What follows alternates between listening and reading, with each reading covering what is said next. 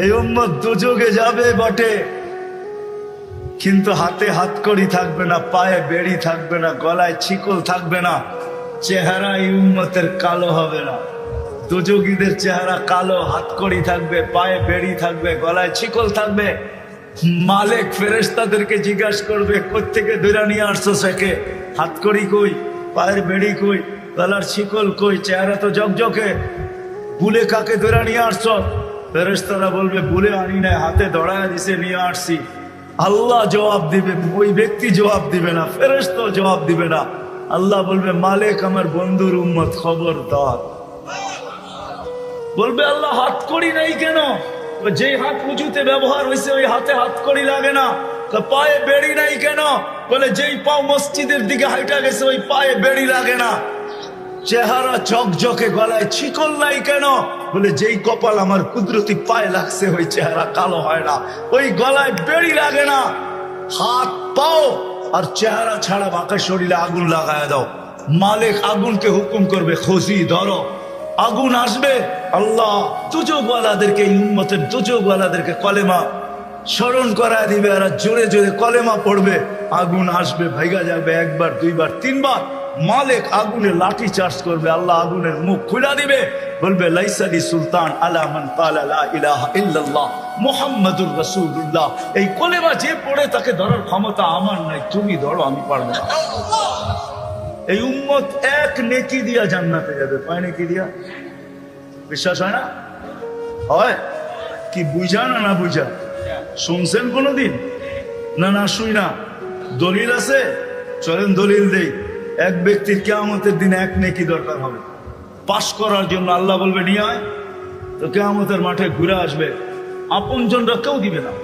যখন ফিরত আসবে নৈরাশ হইয়া, তো দূরের থেকে একজন ডাকবে, ওই এদিকে আয়। তো যে দেখবে, বলবে, তোর চেহারার এই অবস্থা কেন? বলছে, যাদের কাছে বললে কাজে লাগতো তাদের কাছে বলছি, কোনো কাজে লাগে না, তোমাকে তো চিনি না, কি কাজে লাগবে? বেউকুব, কাজে লাগুক আর না লাগুক, তোর চেহারার অবস্থা তো দূর অবস্থা, কমসে কম ভিতরের ব্যথাটাও তো একটু কমবে।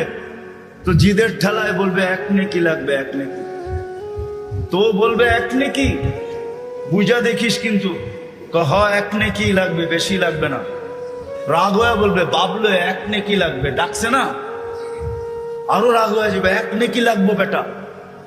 তো জ্যাবেটতে বাইর করে বললো, এক নেকি। জানছে বাবা, এক নেকির লেগে চেহারার এই অবস্থা। তো খুশিতে আটখানা হয়ে দৌড়ে আল্লাহর কাছে যাবে। আল্লাহ জিজ্ঞেস করবে, এত খুশি কেন? নেকি নিয়ে আসছি। তোর এই মাঠে কে দিল? আপনি ভাবছেন আপনি একাই আছেন, আর কেউ নাই? তা আল্লাহ বলবে, যে দিছে ওরে ডেকে নিয়ে। তো যা দেখবে ওইখানেই দাঁড়ায় আছে, খুব আল্লাহ ডাকে, নেকিও দিলাম, বিপদেও পড়লাম, তোরই দাঁড়ায় ছিলাম, ভালোই ছিলাম। তা আল্লাহ জিজ্ঞাসা করবে, কিরে নেকি দিলি কেন? তো ও বাপ নিবে। বাপ বোঝেন তো?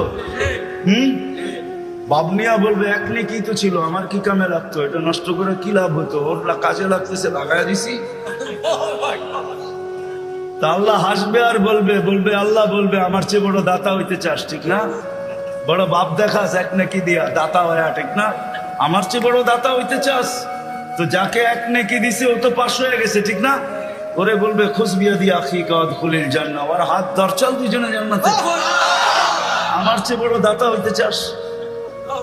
হায় হায়, আমার মন চায় আমার জাতি যে কবে এখানে আসবে, যে প্রত্যেক ব্যক্তি সংযুক্ত হবে আর মসজিদে যে জিজ্ঞাসা করবে, মাদ্রাসায় যে জিজ্ঞাসা করবে, মার্কাজে যে জিজ্ঞাসা করবে, ওলামাদের কাছে যে জিজ্ঞাসা করবে, হুজুর হাত পাততে হবে না, প্রয়োজন কি এটা বলেন, আমরা পৌঁছে দিতে চাই। কবে যে আমার জাতি এরকম হবে? আমার বিশ্বাস হবে একদিন ইনশাআল্লাহ আমার জাতি এরকম সংযুক্ত হবে যে কোনো দিন কোনো স্টেজে কাউকে হাত পাততে দিবে না।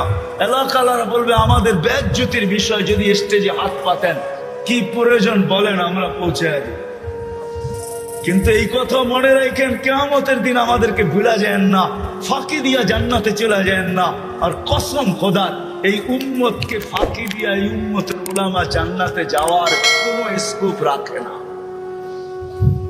আমার কাছে দলিল আছে, এই উম্মতের উলামা উম্মতকে ফাঁকি দিয়া কেউ জান্নাতে যেতে পারবে না। বরং গেলে আমাদের সামনে দিয়ে যেতে হবে।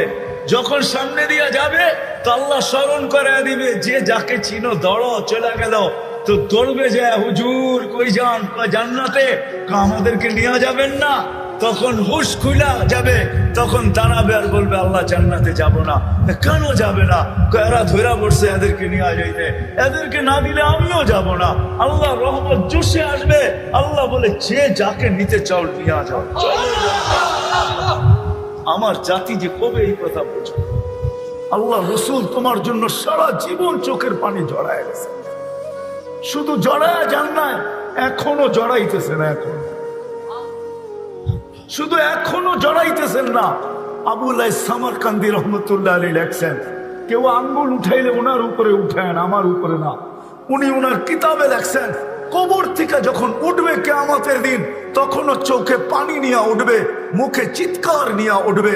উনি লেখছেন, ইয়াখরুজ ওয়া ইয়াবকি ওয়া ইয়াকুল, উঠবেন চোখে পানি, মুখে চিৎকার, আইনা উম্মতি ইয়া জিবরিল, জিবরিল আমার উম্মত কোথায়?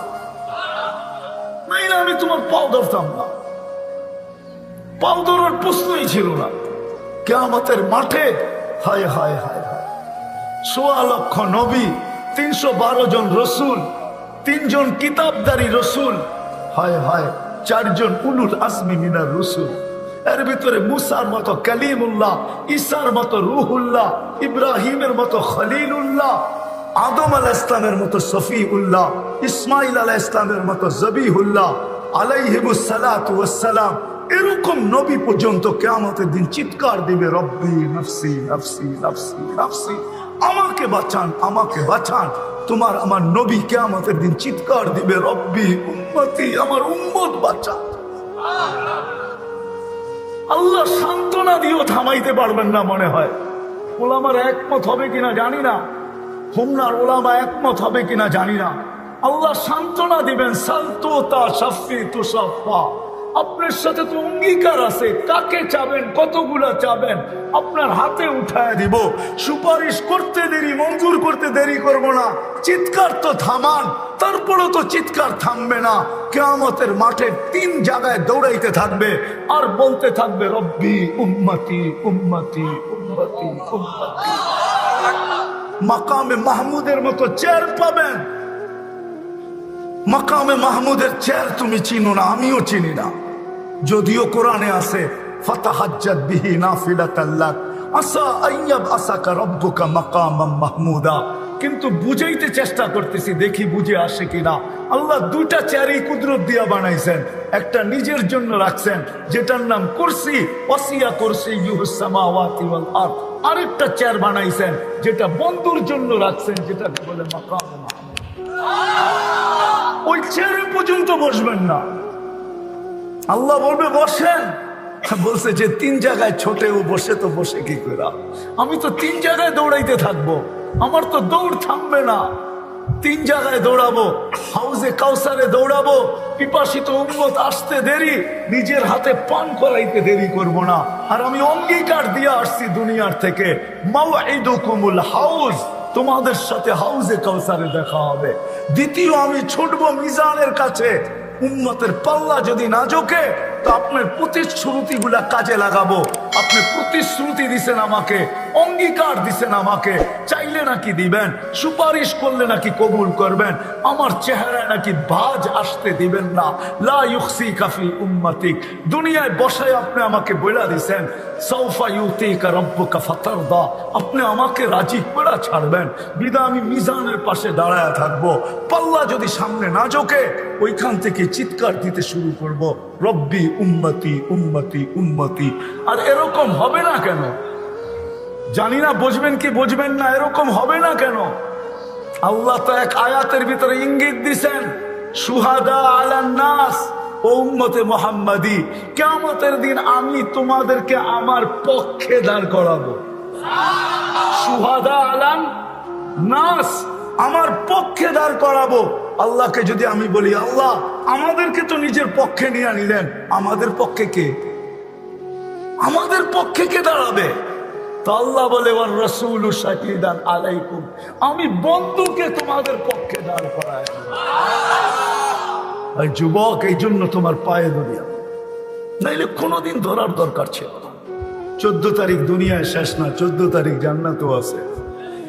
দুনিয়ার 14 তারিখ বৎসরে একবার আসে, জান্নাতের 14 তারিখ পার ঘন্টায় কয়েকবার আসবে। দুনিয়ার 14 তারিখের ভিতরে 99.99 হইল সল আর চাতুরি। সল চাতুরি বুঝো? হ্যাঁ, শুধু দোকার দোকার, স্যাক আর স্যাক। আর জান্নাতের 14 তারিখ 100 সত্য। আমি প্রমাণ দিতেছি, 100 পুরুষের যৌবন শক্তি দিবে। কত? পাওয়ার ব্যাংকে রাখার জন্য? কি করার জন্য? কাজে লাগানোর জন্য, ঠিক না? ডেলি 100 বার কাজে লাগাবে, 100 বার। জিজ্ঞেস করো, হাদিসে আছে মিয়াতা মাররা। কি হুজুর? পুরাটা বললাম না, পুরা হাদিস বললাম না, শুধু শেষ শব্দ বললাম, মিয়াতা মাররা। ডেলি 100 বার কাজে লাগাবে। তাহলে পার ঘন্টায় যদি কয়েকবার 14 তারিখ না হয়, তো তুমি কাজে কোথায় লাগাবে? এই জন্য পার ঘন্টায় কয়েকবার 14 তারিখ হবে।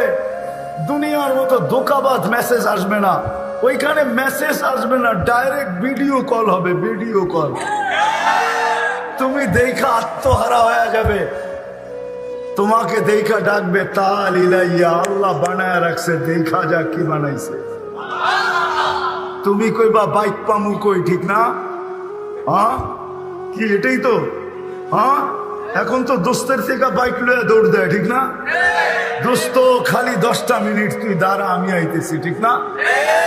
জোরে চালাইতে যে কয়জন এই পর্যন্ত হোমনায় দুনিয়া ওভারটেক করে আখেরাতে চলে গেছে? নাই?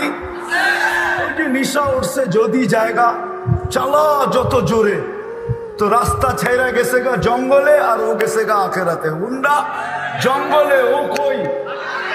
ওই আখেরাতে। জান্নাতে এরকম না, জান্নাতে সুপার বাইক রাখা আছে, ইন্না ফিল জান্নাতি লাখাইলা, ঘোড়া রাখা আছে, ঘোড়া মিন ইয়াকুতাতিন হামরা, লাল টকটকে স্টার রুবি দিয়া বানাইছেন। লাহু আজনিহাতান, দুইটা ডানা আছে। ইয়ারকাবুর রাকিব ওয়া ইউসিরু হাইসু ইয়াশা, চড়বে আর চোখের পলকে উইরা চলে যাবে। যুবক, তোমাদের পায়ে হাত রাখি। যুবকের যৌবনের মূল্য হবে না। তোমার যৌবন থাকতে পারে আমি মানি, কিন্তু তুমি যৌবনের মূল্য পাবে না। যৌবনের একটা মূল্য আছে। দুনিয়া আলাদের কাছে অতক্ষণ আছে যতক্ষণ যৌবন আছে, কিন্তু আল্লাহর কাছে একটা মূল্য আছে যৌবনের, যেটা চিরদিন পাবে, চিরদিন। ওই ভ্যালু চিরদিন থাকবে, মূল্য চিরদিন থাকবে। শুধু দুনিয়ায় থাকবে না, চিরদিন আখেরাতেও থাকবে, চিরদিন থাকবে। নাইলে এই হাদিস কেন আসতো? যুবক যখন নিজের যৌবনকে আল্লাহ রসুলের জন্য বিলীন করে আর ওই সাজে নিজেকে সাজায়, তো আল্লাহ যুবককে দেখে আর বলে, লাউলা শাবাবা খুশা। হায় আমার জাতি যদি আরবি বুঝতো, হায় যুবকরা যদি আরবি বুঝতো, লাউলা শাবাবা খুশা। এই যুবক যদি দুনিয়াতে না থাকতো, লাজালতু সামা হাদিদা, আকাশ বহুত আগে লোহার, ওয়াল আরদা সফসফা, জমিন বহুত আগে তামার, ওমা আনজালতু মিনাস সামাই কতরা, আকাশ থেকে বৃষ্টির একটা ফোঁটা না, ওমা আম্বাততু মিনাল আরদি হাব্বা, জমিন থেকে একটা শস্যের দানা না, বাল আনজালতু আলাইহিল আযাবা সাব্বা। একের পর এক আযাব দিয়ে ধ্বংস করে দিতাম, কিন্তু পারি না। তো যুবকের দিকে দেখা পারি না, যে যৌবনের মূল্যায়ন করছে। আমার ভয়ে যৌবনকে লজ্জাপতির মতো গুটায় নিছে। ও উমরার মানুষ, দুনিয়ায় কি সব শেষ? যুবক, দুনিয়াই শেষ? হ্যাঁ, দুনিয়াই শেষ। কেউ তো বলে চিতাতেই সব শেষ, তোমরা কি বলো দুনিয়াতেই সব শেষ? আরে 14 তারিখ কি দুনিয়াতেই শেষ? হ্যাঁ, 14 তারিখ বুঝো তো না? বুঝো না? কোন 14 তারিখ? ফেব্রুয়ারির 14 তারিখ, ঠিক না? হুজুরে বুঝবো না? ওই জান্নাত রাখছে। সময় যদি হইতো তো তোমাদেরকে দেখাইতাম চাও কি আর কি না আছে। সাহাবা এই জন্যই পাগল হয়েছেন। আসেন ওলামাদের সুহবতে আল্লাহ ওয়ালাদের সোহবতে নবীর আদর্শ শিখি, আর সহজ আদর্শের মাধ্যমে আমার জীবনটাকে গড়ি। কি করবো তো? শিখবো তো? হ্যাঁ। আর আল্লাহ রসুলের আদর্শের ভিতরে সবচেয়ে বড় আদর্শ 5 ওয়াক্ত নামাজ। কি? হ্যাঁ, আজকের থেকে কে কে ছাড়বে নামাজ দেখি? আর পড়বে কে কে? পড়ার ওয়াদা কে করতে পারে যে কোনো অবস্থায় নামাজ ছাড়বো না? নামান। আপনারা আমার চেয়ে ভালো ছিলেন আব্দুল কাদের জিলানী রহমতুল্লাহ আলাইহি, ঠিক না? হ্যাঁ, আব্দুল কাদের জিলানী পীরানে পীর, বড় পীর। আসলে উনি পীরানে পীর, আসলে উনি বড় পীর। সমস্ত পীর উনার নিচে। আব্দুল কাদের জিলানী তরিকায় কাদেরিয়ার মোজেদ, আব্দুল কাদের জিলানী আল হাসানি,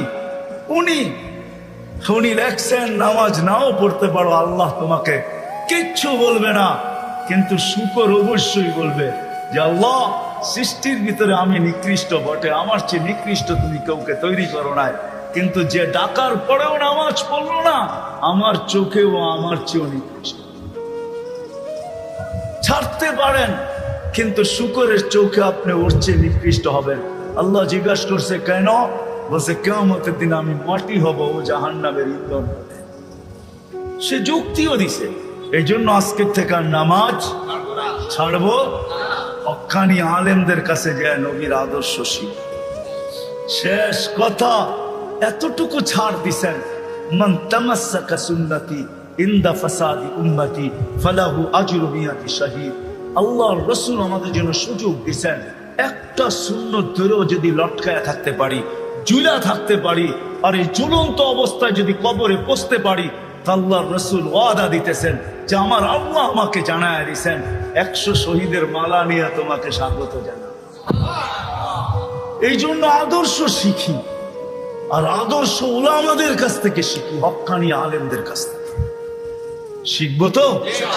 আর এই মাদ্রাসা মক্তব গুলার সাথে, মসজিদের সাথে, মাদ্রাসার সাথে, মক্তবের সাথে, হেফজোখানার সাথে সংযুক্ত হই, নিজেকে সংযুক্ত করি। এই উম্মতের জন্য সুবর্ণ সুযোগ। এই জন্য বলতেছি এগুলার সাথে নিজেকে সংযুক্ত রাখেন। মসজিদের সাথে, মার্কাজের সাথে, মাদ্রাসার সাথে, মক্তবের সাথে, হেফজোখানার সাথে, ওলামাদের সাথে, আল্লাহওয়ালাদের সাথে কোনো না কোনো ভাবে নিজেকে সংযুক্ত রাখেন। ইনশাআল্লাহ একদিন আমার কথা সত্য হবে। এই উম্মত এক নেকি দিয়েও পার হবে, আপনিও পার হয়ে যাবেন ইনশাআল্লাহ, আপনিও পার হয়ে যাবেন। কেননা এই উম্মতকে আল্লাহ কোনো না কোনো বাহানায় পার করবে। মনে উঠলো, এই জন্যই বলতেছি।